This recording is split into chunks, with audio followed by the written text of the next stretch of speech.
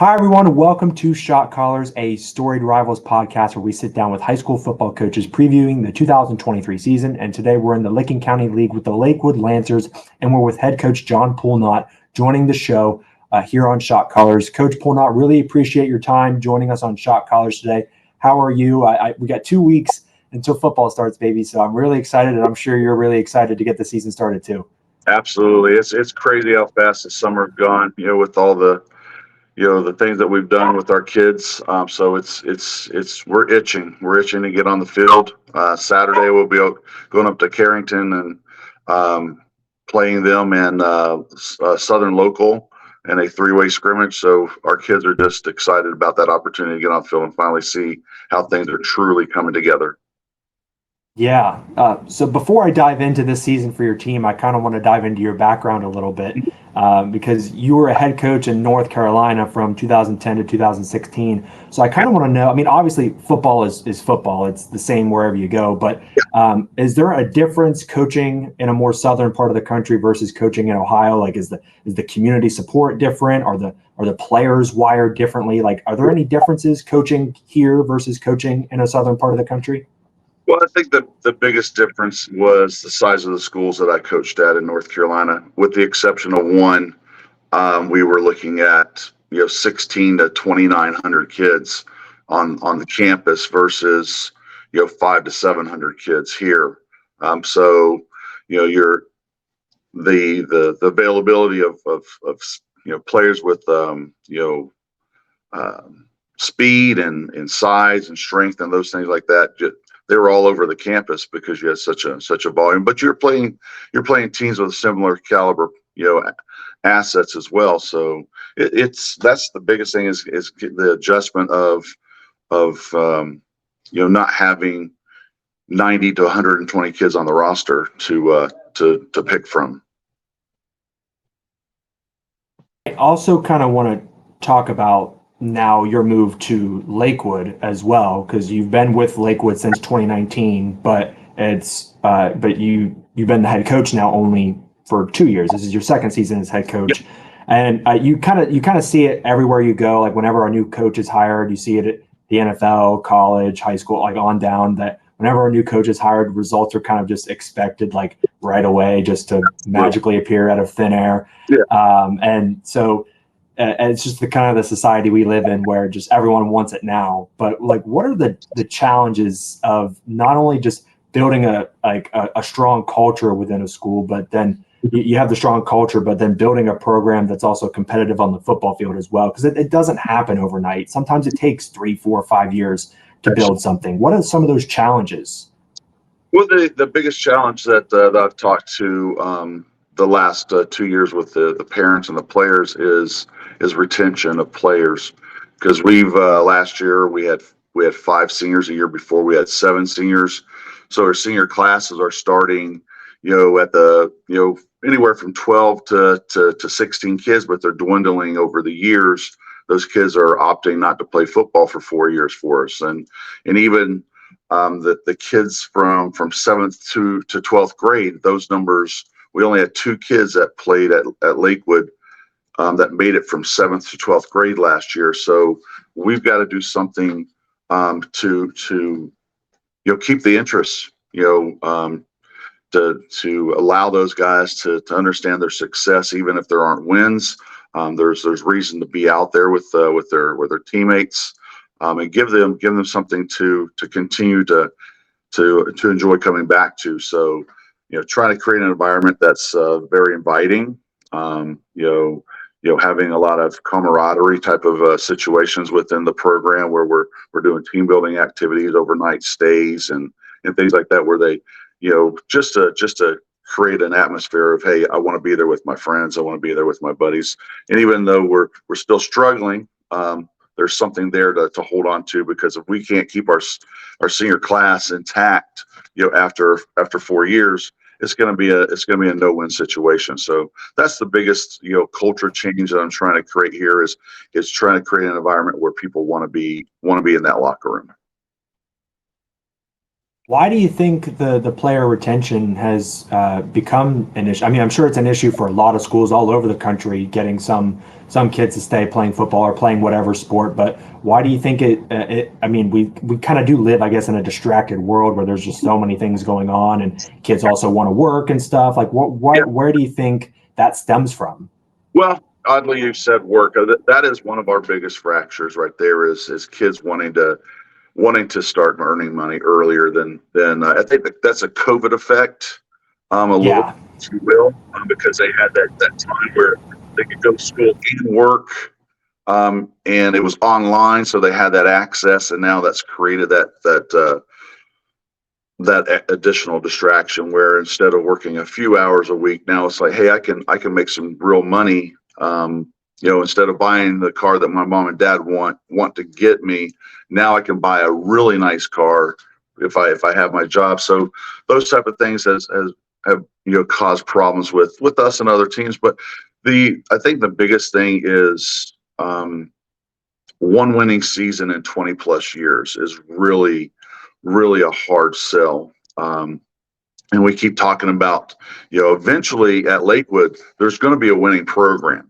Eventually, it's going to happen. Do you want to be part of that transition, or do you want to see other people do it later? So we keep talking about you can be the class. Stay true to what we're trying to do here. Plug away. We had great fights last year on the field. We just didn't have the numbers. We didn't have the stamina to finish some games that we were in the fourth quarter. So with 5 seniors, we were right there. Now, if we can have 12 seniors in leadership and 12 seniors in depth, plus a strong junior class and sprinkle in some really talented sophomores and maybe an occasional freshman, you've got yourself an opportunity for 4, 5, 6, 7, 8 win season, and then that can snowball into building the culture, building the progress that we want in our program. So I do want to that's dive where into we're the at. Yeah, I do want to dive into the players that you have coming back this season and just kind of what your team looks like. But before we do, I know you got the opportunity to coach your son, which a lot of parents, I guess they kind of get that opportunity to coach them like when they're wee little, playing like soccer, t-ball, pee-wee football, and stuff like that. But to get to coach your kid at the high school level, I think is something that's pretty special. So what was that like for you to kind of get to coach your kid all 4 years of high school and football? Well, I got to coach him 4 years in high school, and I actually was able to coach his 8th grade team or help coach his 8th grade team. As my family was traveling the country, we stopped in Alaska, and he played one year 8th grade football up there, and I joined that staff just to help out. And then I moved down here and was able to get into Lakewood and bring Stuart with me, and it was just seeing the little runt that had even though I'm a high school football coach, had no real football background at all until the 8th grade. He was at football camps. He was messing with football players his entire life, but he really didn't suit up until the 8th grade. So seeing that kid that knew football but didn't understand how to play it grow into a kid that was invited to be on the all-star team, that was had some district honors. Was a leadership role for 4 years at the high school level. So that was the true, I guess blessing was to be there present, to see that growth and not just be, in the stands and watching from afar. I was right there to see that day-to-day growth, and you can't ask for a more special situation than that. So. And you did also get to coach in the 41st annual All-Star game this year between the Muskingum Valley, Licking County sides. I was talking to the coach on the Muskingum side, Kevin Board, a little while ago, and he said that he actually got to use. He's actually using some of the stuff that he used in the game in camp with his kids at New Lex this year.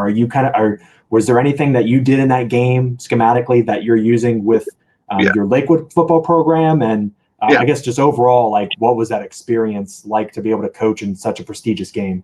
Oh, well, number one, it was my second time coaching in it, my first time as a head coach. But so we went into it the mindset of we wanted to look at some of the things we were interested in possibly using offensively at Lakewood, and get a good look at how it unfolds. We've run some power in the past, but it was a play we shelved for the last 2 years. But with Adam being an elusive quarterback, he's not the fastest kid in the world, but he's got good speed. But he's real quick, really good at reading the defensive line and taking advantage of whatever they give him in the running game. So we wanted to see what Deuce could do with it, and Hess, and because they were similar athletes, just to get a feel with how it would fit into our current spread flavor of offense.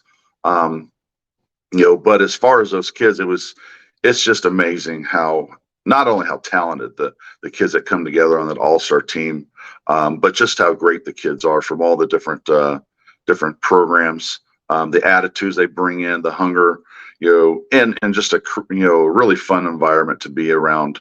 Not only the kids that are talented as we know they are, because they're all-stars, but they joke around, they play around, and they mess with their little rivalries that each of the teams have with each other. And some of them are hostile over a 4-year period, even communities, for years. But then they get to play on the same side, and you can see those relationships grow, and those fences getting broke down, walls getting broke down that separate those communities, because they see that, hey, this guy's he's doing the same thing I'm doing. And I've had that experience as a coach where, as an early coach, I was like, I don't need to befriend the other staff. That's an enemy.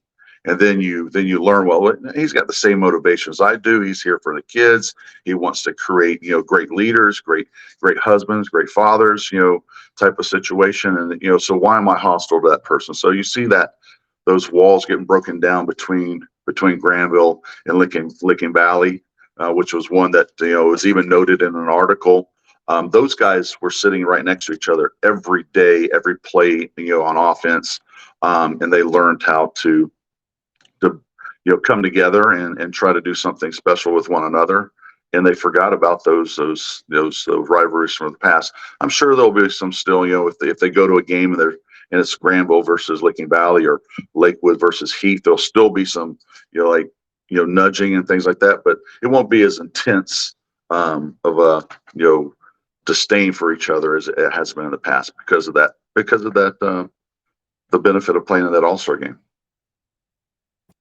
So take me to this year then with your squad, because I know you've mentioned that you haven't had a ton of seniors on your teams over the past couple of years, but what does your team look like this year with people that you do have coming back? And who are some names that we should be looking out for as you try to make a push in the LCL next year? Yeah, well, we'll have 10 seniors this year, plus 2. And I say plus 2 because we have 2 exchange students joining us. One from Germany, one from Italy that will be coming in as seniors. So it'd be interesting to see, how they respond to American football. One of them has a little bit of a background, the other one doesn't have any. He just wants to see what American football is all about. But yeah. Oh yeah. So as far as our guys that are on our roster, I already mentioned Adam Crawford. He's going to be, an elite quarterback in this conference. If our protection will allow it, he could have great numbers. You got Keegan Jacks, who's one of those guys that's supposed to be protecting Adam, who's a phenomenal offensive lineman, defensive lineman. He's been a 4-year starter for us on both sides. He's been an all-conference selection, player, and he was voted for, offensive lineman or lineman of the year a couple of years ago. Wasn't able to take the honor because he was second team instead of first team. And that was our coaching. We put someone else in front of him. He would have got the honor if we didn't do that. But then you've got Isaiah Mitchell, who is lights out. Best athlete that we have on the field. We're gonna have to get him touches from the backfield, from slot, maybe split him out a little bit. Maybe in some Lancer. What everybody calls it something else, but we call it we'll call it Lancer. Put him at quarterback and see what Adam can do at slot or something of that nature. But you got Tyler Crispin, who's really coming on as a senior as well. He's been a backup quarterback for the last couple of years, been a really good linebacker for us. But he's finding his own at slot. So he should be helping, or not Tyler, but Isaiah, help him get open because he's really been explosive for us this summer in 7-on-7. You got Adam's brother, Hunter Crawford. He'll be a junior, but he's one of our top receivers coming back. And Ethan Romine as well. So he's an elusive, not the fastest kid in the world, but he's elusive, got good size. You got Nate Lee, so he's another senior that should be testing people on a pass rush, as well as a really good target at tight end, or even at split, because of his size and his strength and his speed. He's a really good athlete, really, one of our post players on the basketball team, so he can go up and high point the ball really well. So those are some guys that, and I know I'm missing people. You always do when you start name dropping. But those are some guys that just pop into my mind right now without even thinking about it.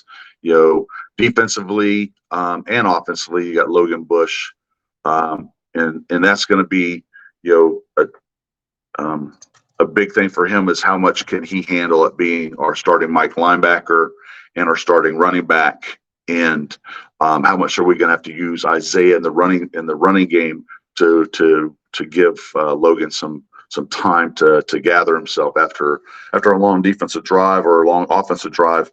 He can't come off of defense, so we're gonna have to spell him on offense to make sure that he can be our stable, at the linebacker position. And you got Randy Atkins, who had a great season last year, that we're expecting good things. I think he had 3 interceptions last year. And we're hoping that he can continue to be a hawk at the safety or even corner if we need to slide him down. So those are the guys that we're really hanging our hats on. And then you got a lot of role players coming in that have to do their 11th. And we keep talking about the 11th. Just worry about your 11th. Get your 11th done and let everybody else do their 11th, and we'll have a shot. Yes, absolutely. Well, Coach, I really appreciate the time you joining us here on Shot College today. Always love chatting football, so this was super fun. So best of luck this year, and I really hope that you do well with the recruitment and getting the numbers back up. But you've got a lot of kids coming back this year, so I'm excited to see what you guys do in the LCL. So good luck. Thank you. You have a great day.